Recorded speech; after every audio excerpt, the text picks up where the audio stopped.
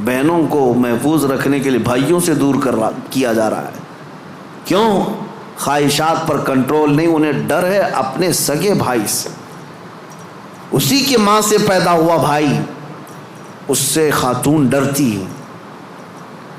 یہ ان علاقوں میں نے دیکھا ہے، ان علاقوں میں، اگر میری بات غلط ہو تو مجھے بتانا ہو.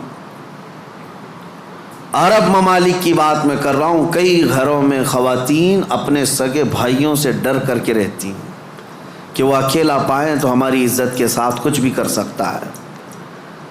اللہ کی پناہ. یہ کب ہوتا ہے؟ جب خواہشات کے گھوڑے کو آزاد کر دیا جائے. یہ کبھی قابو میں نہیں آئے گا، یہ کبھی قابو میں نہیں آئے گا. اس کو قابو میں کرنے کے لیے دنیا کی طاقتیں، کوئی انجیکشن اور ٹیبلٹ نہیں، اس کو صرف اور صرف اللہ کا ذکر کنٹرول میں لا سکتا ہے، قابو میں لا سکتا ہے. جب تم اللہ کے ذکر میں شامل ہو جاؤ یا خود سے کرو، نفس اپنے خواہشات سے باہر نکلتا ہے اور تمہارے دل کے اندر ایک قرار اور سکون آتا ہے. تم توبہ بار بار کرتے رہو گے اور اس سب سے نکلنے کی بار بار خواہش کرتے رہو گے. اور اس کو چھوڑ دو، دیکھو کتنے خواہشات جنم لیتے ہیں، کتنے خواہشات جنم لیتے ہیں. اسی لیے نبی پاک صلی اللہ تعالیٰ علیہ وسلم نے ارشاد فرمایا، خواہشات انسان کو کہاں لے جاتی ہیں. شاید ایک 7-8 سال پہلے کی بات ہے. مہاراشٹر کا ایک علاقہ ہے، ایک شہر ہے، بڑا مشہور شہر ہے. اب چونکہ مجھے کچھ بھی بولنا مشکل ہے، ساری چیزیں وائرل ہوتی ہیں. کوئی بھی اس جگہ کے لوگ اس کو غلط انداز میں نہ محسوس کریں. پہلے میں ہر چیز آپ کے سامنے ظاہر کرتا بولتا تھا. ایک شہر ہے، میں نے باضابطہ وہاں کی رپورٹ دیکھی تھی، آج بھی میرے ذہن میں وہ گونجتی ہے. 4 عورتیں، مسلمان عورتیں تھیں، قبرستان میں رات کے وقت جایا کرتی تھی. یہ بات تو لوگوں کو معلوم ہونے لگی. بعد میں کچھ لوگوں نے ان کا پیچھا کیا کہ آخر یہ کیوں جا رہی ہیں. تو ایک دن کچھ لوگوں نے جا کر کے دیکھا تو قبر کو کھود کر کے اس کے اندر اترتی ہیں اور پورے کپڑے اتارتی ہیں، ننگی ہو کر اپنا پخانہ ایک دوسرے کا کھاتی ہیں. نعوذ باللہ من ذالک. یہ کتنا گھناؤنا عمل ہے، بولنے میں 1000 بار شرم آئے. کیوں؟ یہ پکڑا گیا اور پوچھا گیا آخر کوئی جانور بھی تو نہیں کرتا ایسا. تو پکڑ کر کے تفتیش کرنے کے بعد پتہ چلا کہ ان کی خواہش تھی کہ وہ سفلی عمل پر قبضہ حاصل کر لیں، سفلی عمل پر، جادو پر کنٹرول حاصل کرنے کے لیے وہ چاہتی ہیں کہ یہ عمل کیا جائے. ان کو کسی بابا نے بتایا جتنا یہ گندا عمل کرو گے اتنا تم پاورفل جادوگر بن سکتے ہو. یہ خواہشات ہیں، یہ خواہشات ہیں. تم صرف اور صرف لوگوں میں اپنا تھوڑا سا رتبہ بڑھانے کے لیے سحر، سفلی اور جادو کے طریقے کو اپنانے کی کوشش کرتے رہے اور وہ حاصل کرنے کے لیے کتنا گرے. اور ممبئی شہر کا ایک محلہ ہے، یہاں پر بھی یہ خبر میرے پاس جو آئی اس کے افراد آج بھی موجود ہیں. یہ خواہشات ہیں. ایک بابا کو سفلی عمل کے اندر مہارت حاصل کرنے کے لیے روزانہ بستر پر خنزیر کو ساتھ سلانا پڑتا ہے. یہ اس سے بڑا عذاب کیا ہے جو دنیا میں تو خود جھیل رہا ہے. لیکن میں اس کا دوسرا رخ یہ بتاتا ہوں کہ اگر خواہشات پر کنٹرول نہیں تو انسان جانور سے زیادہ ذلیل ہوتا ہے، بہت گرتا ہے. ایسے بھیانک کام اس سے صادر ہوتے ہیں جو ہمارے وہم و گمان میں بھی نہیں آتے، سوچ میں بھی نہیں آتے. یہ نفس کا گھوڑا بہت تیز دوڑتا ہے. اس کو عقل پر غالب آنے نہ دینا کبھی. ان خواہشات کو اپنے دل پر یا اپنی عقل پر غالب آنے ہرگز نہ دینا، ورنہ اتنے بھیانک کام یہ کروا جاتا ہے. اللہ اکبر، اللہ اکبر. مدینہ طیبہ کے متعلق امام غزالی رحمۃ اللہ علیہ نے لکھا ہے کہ ایک شخص ایسا تھا جو لوگوں کے دفن ہونے کے بعد قبر کھود کر کے ان کے کفن چراتا تھا اور پھر اس کو بازار میں بیچتا تھا. لیکن ایک بار اس نے ایک خاتون کے قبر کو کھودا اور کفن چرایا، اس کی نیت خراب ہوئی، مردے کے ساتھ اس نے بدکاری کیا، نعوذ باللہ من ذالک۔ میں یہ باتیں کیوں کہہ رہا ہوں؟ یہ گناہ ضرور ہیں، بولنے میں مجھے بھی جھجک تو آ رہی ہے۔ دیکھیں جھریاں آ رہی ہیں جسم کے اندر، رونگٹے کھڑے ہو رہے ہیں، لیکن صرف اس لیے بتا رہا ہوں کہ ہم ایک مردے کو دیکھ کر کے سسک جاتے ہیں، سہم جاتے ہیں کہ کسی کی موت پر انسان کا جسم بے قابو رہتا ہے، غمگین رہتا ہے، لیکن اگر ان حالات میں بھی موت کے بعد یا قبرستان میں جانے کے بعد بھی کوئی انسان ایسا کر سکتا ہو کہ قبر کو کھود کر کے اس کو ننگا کر دے مردے کو اور پھر اس کے ساتھ بدکاری کرے، یہ کون سی چیز وہاں تک لائی اس کو؟ یہ خواہشات، یہ وہ نفس امارہ، نفسانی خواہشات۔ اسی لیے مولا علی کرم اللہ وجہہ الکریم نے فرمایا جس کی خواہشات، جس کا نفس اس کی عقل پر غالب آ گیا، زندگی بھر اس سے کوئی خیر ثابت صادر نہیں ہوگا، کوئی اچھا کام اس سے نہیں نکل پائے گا۔ اپنی عقل پر ان خواہشات کو غالب آنے ہرگز مت دینا۔ ہم نے دیکھا ہے یہ تمام معاملات تجربے کے طور پر۔ میں آج آپ کے سامنے یہ ذکر کر رہا ہوں کیونکہ آج علاج کا دن ہے، آج علاج کا دن ہے۔ ہمارے جو زخم لگے ہوئے ہیں، ایک بار رحمان کو پکارو، وہ سب زخم بھر جائیں گے۔ آج کی یہ مجلس علاج کی مجلس ہے کہ تم اللہ رب العزت کو آج پکارو گے، تمہارے زخم بھر جائیں گے۔ اور اسی لیے میں بارہا کہتا بھی ہوں، ذکر کی مجالس میں شرکت کرو، یہ اتنا تمہیں پاورفل بنا دیں گے، اتنا پاورفل کہ گناہوں سے خود بخود تمہیں نفرت پیدا ہو جائے، خواہشات پر کنٹرول تمہارا خود کا حاصل ہو جائے۔ ورنہ میں چیلنج کے ساتھ کہتا ہوں، جاؤ دنیا میں گھوم پھر کر کے آنا، بڑے سے بڑے ڈاکٹر کے پاس وزٹ کر کے آؤ، بڑے سے بڑے حکیم کے پاس جا کر کے آؤ، کسی بڑے سائیکسٹرسٹ کے پاس جا کر کے آؤ، نفس کے متعلق اس سے کوئی علاج لے کر کے آؤ کہ میرا کنٹرول نہیں ہے، آپ مجھے کوئی گولی دے دو، کوئی معجون دے دو، کوئی انجیکشن دے دو۔ ہو سکتا ہے تمہیں نیند کی گولی تو دے دے، ہو سکتا ہے تمہیں وہ مکمل ختم کرنے کی دوا تو دے دے، لیکن تمہارے کنٹرول، خواہشات کو کنٹرول کرنے کی کوئی دوا یہ نہیں دے سکتے۔ اس کا کنٹرولنگ پاور جس نے پیدا کیا وہی دے سکتا ہے۔ اسی لیے میں آپ کو بتاؤں، اب تم اپنے نفس کے کنٹرول کے لیے کس سے مدد مانگو گے؟ کس سے مدد مانگو گے؟ سنو توجہ سے، اعوذ باللہ من الشیطان الرجیم پڑھتے ہیں آپ، اعوذ باللہ من الشیطان الرجیم، جس کا مطلب کیا ہے؟ میں اللہ کی پناہ مانگتا ہوں شیطان مردود سے، کہ اللہ مجھے بچا لے، کس سے؟ شیطان مردود سے مجھے بچا لے۔ یا آپ کس سے پناہ مانگ رہے؟ کس کی بارگاہ میں پناہ مانگ رہے ہیں؟ اللہ کی بارگاہ میں، کہ مولا تو مجھے پناہ دے دے۔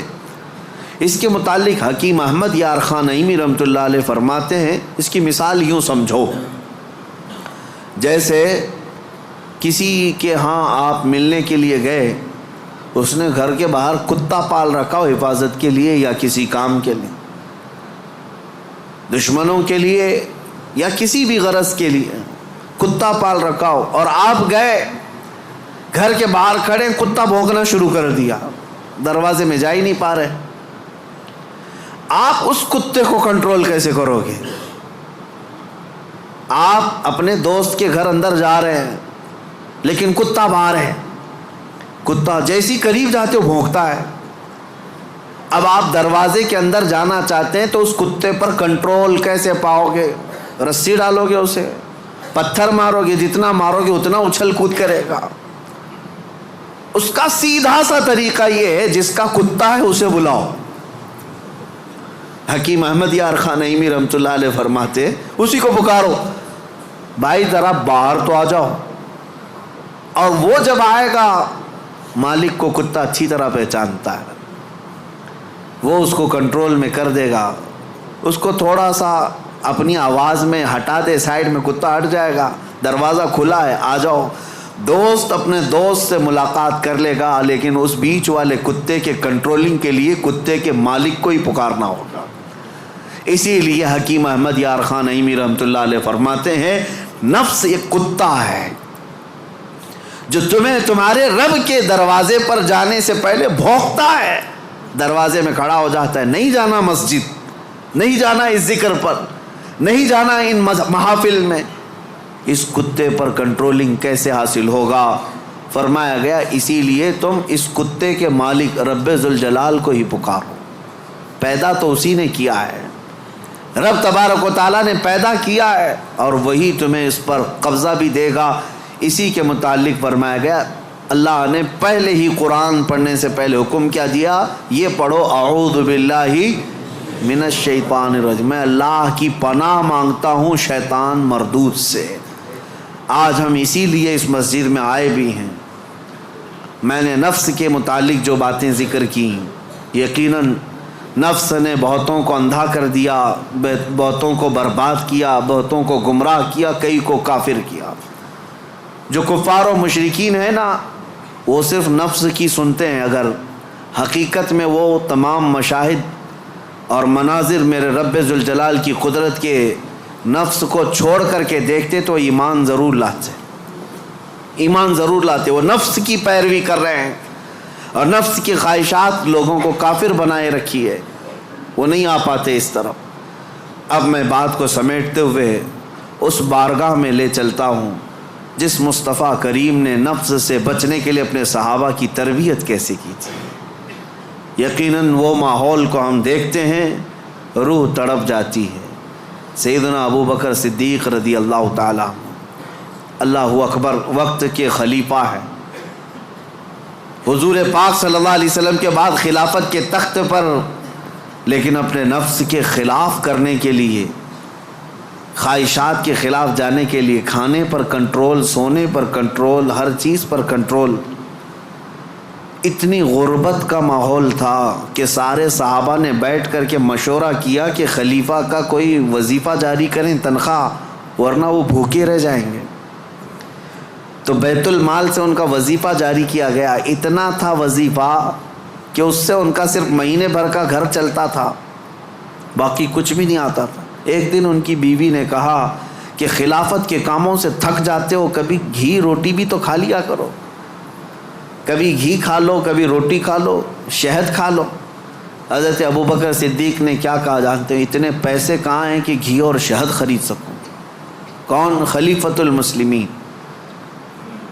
تو ان کی بیوی کہتی ہیں آپ مت گھبرائیں, میرے پاس ہے, میں دیتی ہوں, جائیے آپ گھی اور شہد خرید لائیے. کہا تمہارے پاس ہیں, لاؤ. بیوی لے آئی, ایک پوٹلی میں پیسے جمع تھے.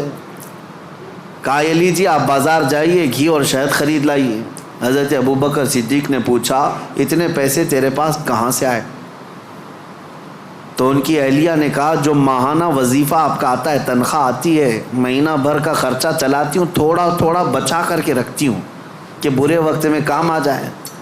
حضرت ابوبکر صدیق نے پوری پوٹلی اٹھائی اور لے جا کر کے بیت المال میں جمع کیا اور کہا یہ میری ضرورت سے زیادہ آتا ہے, اسی لیے میرے گھر میں بچ جا رہا ہے, آج سے میرا وظیفہ کم کر دو.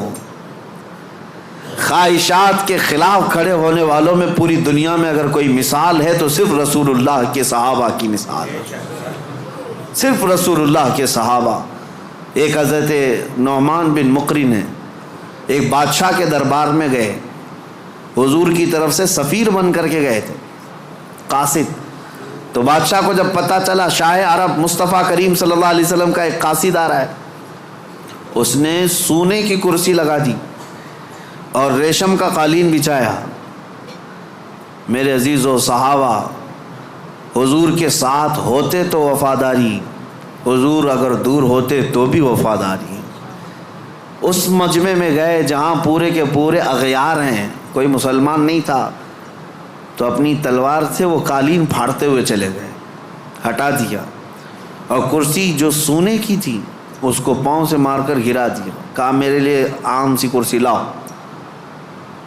تو تو بادشاہ کہنے لگا اب تک میں نے اتنا شاندار رسپیکٹ استقبال کسی کا نہیں کیا جتنا ان کا کیا، کتنا غرور ہے تمہیں، کتنا تکبر ہے۔ حضرت نعمان نے کہا غرور و تکبر ہم میں نہیں تم میں ہے، غرور و تکبر کی وجہ سے نہیں۔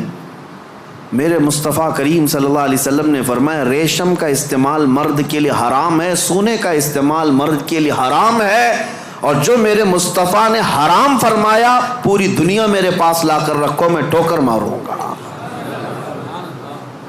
یہ ہے خواہشات کے خلاف کھڑا ہونا، ورنہ ہوتا کیا ہے، دنیا نہیں دیکھ رہی، ہمارا ماحول نہیں ہے، چلو کمپرومائز کر لو، آج یہاں مل رہا ہے۔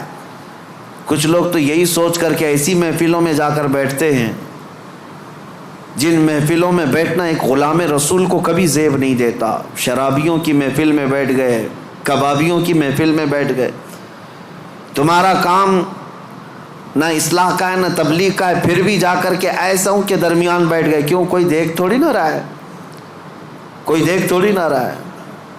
اور کبھی کن کفار و مشرکین کے بیچوں بیچ بیٹھ گئے گپیں لگاتے ہوئے، اور پھر یہ سوچتے کوئی دیکھ تھوڑی نہ رہا ہے۔ بیٹھا تو بیٹھا لیکن ان کی حرکتیں بھی کرنے لگ گئے۔ ایک صاحب، اور ویسے تو بہت سارے ہیں، خواہشات ان کو کہاں تک لے جاتی ہے، خاص طور پر نیتا گیری کرنے کے وقت سب بھول جاتے ہیں دین کیا ہے، اسلام کیا ہے، میرے مصطفیٰ کی تعلیمات کیا ہے۔ چند لوگوں کو راضی کرنے کے لیے اور ایک کرسی کی خواہش کے لیے کسی بھی مورتی کے سامنے ناریل بھی چڑھا دیں گے، حکم بھی لگا دیں گے، سب کر لیں گے، اور پھر وہ یہ سوچتے ہیں تھوڑا سا کر لینے سے کیا ہوگا۔ وہ رسول اللہ کے صحابہ بادشاہوں کے دربار میں کھڑے ہو کر کے بھی کمپرومائز نہیں کرتے تھے، تو محلے گلی کوچے کی کرسیوں کے لیے دین بیچ جاتے ہیں۔ یہ خواہشات پر کنٹرول نہ ہو تو آدمی ہر چیز کا غلام ہے، ہر چیز کا غلام ہے، نیند کا غلام، مال کا غلام، عورت کا غلام، معاشرے کا غلام۔ یہ ساری حرکتیں جو آج نوجوان کرتے ہیں غلام ہیں، یہ غلام ہیں۔ بہت سارے کام اس لیے کرتے ہیں کہ نہیں لوگ کیا بولیں گے، تم لوگوں کے غلام ہو، لوگوں کی خواہشات کے مطابق جینا چاہتے ہو، اس لیے تو بہت ساری چیزیں تمہارے آڑے آ جاتی ہیں۔ میں داڑھی رکھ لوں گا لوگ کیا بولیں گے، ٹوپی پہنوں گا لوگ کیا بولیں گے، میں علماء کے ساتھ بیٹھوں گا لوگ کیا بولیں گے، لوگ کیا بولیں گے۔ تم لوگوں کے لیے جی رہے ہو، غلام ہو۔ کئی ایسے ہیں جن کی غلامی کبھی ختم نہیں ہوتی، تم اللہ اس کے رسول کے لیے جیو۔ ان خواہشات سے باہر نکل آؤ، ان خواہشات سے باہر نکل آؤ۔ عزیزان گرامی وقار، ان خواہشات کو ختم کرنے کے لیے اگر کوئی سب سے پاورفل علاج ہے تو وہی میں نے کہا اللہ کا ذکر ہے۔ اللہ کا ذکر، قرآن کہتا الا بذکر اللہ تطمئن القلوب، آگاہ ہو جاؤ اللہ کے ذکر سے دلوں کو سکون ملتا ہے۔ یہ میرا رب قرآن میں فرماتا ہے، اللہ کے ذکر سے دلوں کو سکون ملتا ہے۔ عزیزان گرامی وقار، زیادہ دنوں تک اپنے دل کو آوارہ مت رکھو، اپنے جسم کو آوارہ مت رکھو۔ مسجدوں میں آ جایا کرو، جمعہ میں بھی اس وقت تم پہنچتے ہو جب رکعت باندھ رہے ہوتے امام، تھوڑی دیر پہلے آ جایا کرو مسجدوں میں۔ خطبہ عربی میں سنتے ہیں تو دل پر وہ بات لگتی جاتی ہے، اگرچہ تمہیں سمجھ میں نہیں آتی لیکن میل دھلتا جاتا ہے۔ جمعہ میں بھی تاخیر سے آتے ہو اور پھر سلام پھیرنے کے بعد بھاگ جاتے ہو، تھوڑی دیر کھڑے ہو جاؤ، میرے مصطفیٰ کی بارگاہ میں سلام تو پیش کر لو۔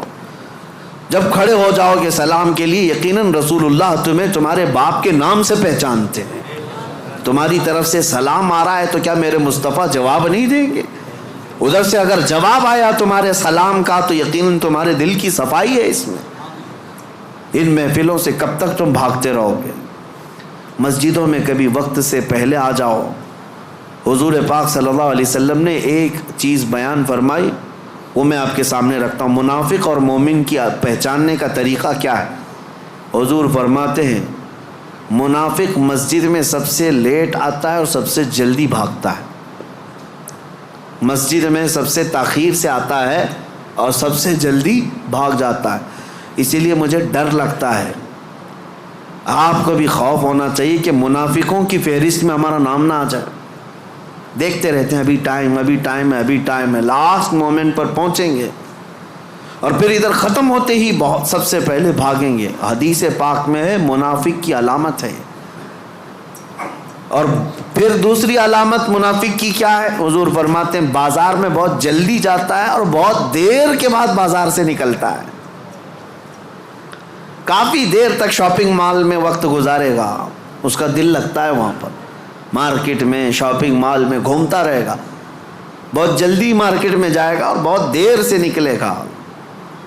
میرے عزیزو، یہ منافق کی پہچان اور دل کالا ہونے کی علامت. اور مومن کی پہچان میرے آقا فرماتے ہیں مسجد میں جلدی آتا ہے اور دیر سے جاتا ہے، بازار میں صرف اپنے کام کے حد تک جاتا ہے اور فوراً وہاں سے بھاگ جاتا ہے. مومن کی پہچان ہے. اس لیے میری یہ نصیحت ہے نوجوانوں کو کہ یہ ذکر کی مجلس قائم کرو. زیادہ دیر تک اپنے دل کو آزاد مت چھوڑو، زیادہ دیر تک دل کو آزاد مت چھوڑو، ورنہ یہ خواہشات تمہیں بہت دور تک لے جائیں گی.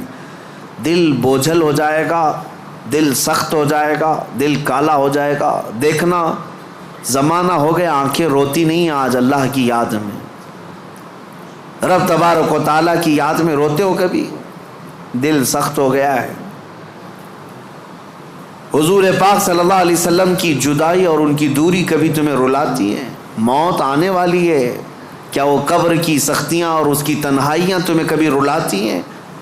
سوچ کے روتے ہو کہ کیا ہوگا میری قبر میں جب مجھے ٹائٹ باندھ کر کے لوگ چھوڑ کر چلے جائیں گے؟ کیا ہوگا میرے ساتھ جب اوپر نظریں اٹھاؤں گا تو تختیاں بند نظر آئیں گی، گھٹن محسوس ہوگی قبر میں؟ کیا ہوگا؟ اس یاد سے کبھی آنکھیں روتی ہیں؟ یہ کیوں نہیں رو رہی؟ بہت دن تک تم نے دل کو آزاد چھوڑ دیا، بہت دنوں تک خواہشات کے پیچھے چلتے رہے. گھنٹوں تم موبائل میں بیٹھے رہے، گھنٹوں تم ٹیلی ویژن کے سامنے بیٹھے رہے، گھنٹوں تم میچ میں میدان میں گھومتے رہے، گھنٹوں شاپنگ بھی کرتے رہے، گھنٹوں لوگوں کے ساتھ گپیں بھی لگاتے رہے، لیکن اپنے رب کے حضور نہ کبھی بات کرنے کی فرصت ملی، نہ اس سے دعا کرنے کی فرصت ملی. تمہیں پتہ ہے دنیا والے مانگنے سے ناراض ہوتے ہیں، اور حدیث پاک میں ہے اگر بندہ مسجد میں آیا اور اللہ کی بارگاہ میں دعا نہ کر کے گیا، اللہ اس سے ناراض ہوتا ہے کہ مجھ سے مانگتا تک نہیں اب یہ بندہ. تمہارا مانگنا اسے پسند ہے، پھر بھی تم مسجد میں نہیں ہو. یہ خواہشات ہیں جو تمہیں یہاں سے بھگا کر لے جاتی ہیں. تم گھنٹوں دنیا کے لیے گزار لیتے ہو. میرے عزیزو، بدل لو. اس ذکر کی مجلس میں اللہ کی بارگاہ میں یہ دعا گو بھی ہوں کہ آج شاید اس سے قبل بھی یہاں پر ایک بار ذکر کی مجلس ہم سجائے تھے.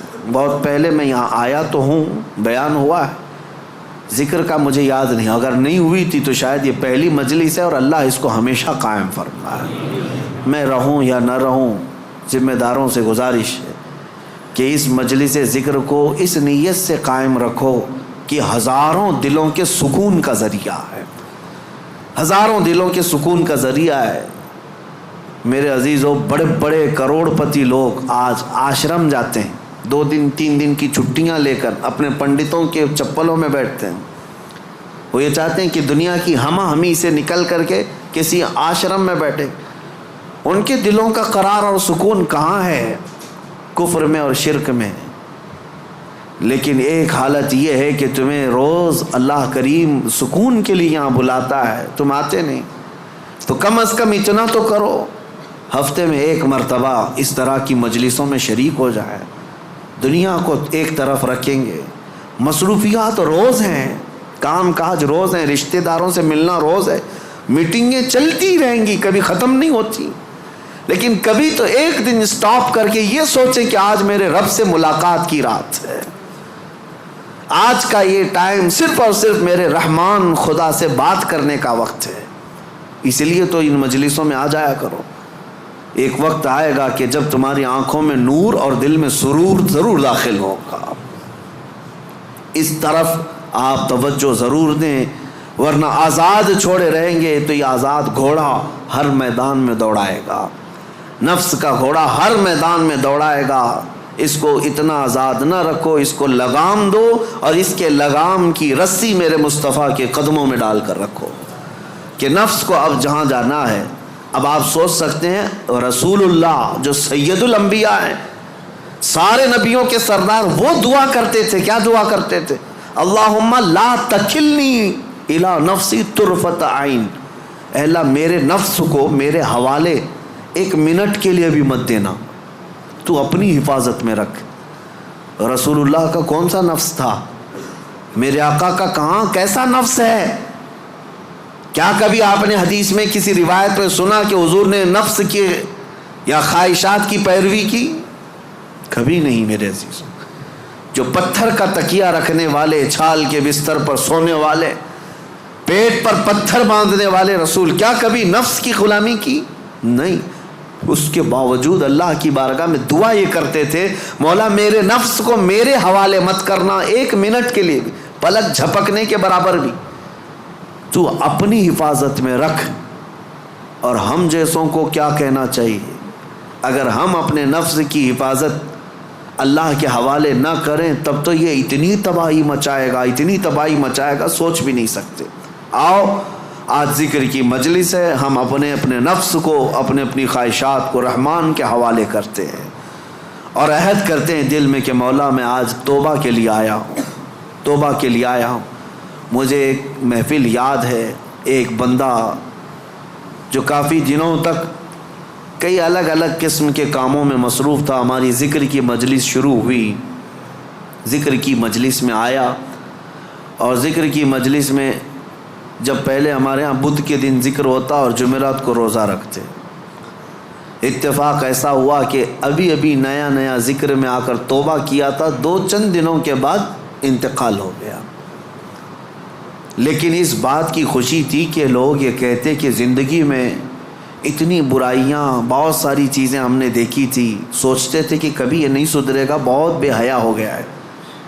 لیکن یہ کس کو معلوم تھا کہ اس کی موت کو ابھی 4 دن بچے ہیں، اس سے پہلے وہ ذکر کی مجلس میں آیا ہے اور توبہ کر کے اب رب تعالیٰ کے حضور جانا چاہتا ہے۔ یہ میرے مولا کا کتنا بڑا احسان ہے، اور ہم میں سے کسی کو نہیں معلوم ہماری زندگی کی آخری شام کب آنے والی ہے۔ ہم میں سے کسی کو نہیں معلوم کہ کل کا سورج ہمیں دیکھنا بھی ہے یا نہیں ہے۔ کاش رب تبارک و تعالی ہم غلاموں کے ساتھ بھی یہ احسان کرے کہ جب موت قریب آنے والی ہو وہ اپنی مجلس ذکر کا ہمیں مشتاق بنا دے، اور ذکر زبانوں پر جاری رہے اور روح ہماری نکلتی رہے۔ جس کی دی ہوئی روح تھی اسی کا نام لیتے ہوئے اسی کے دربار میں جائیں تو میرے عزیزو زندگی وصول ہو گئی، زندگی وصول ہو گئی۔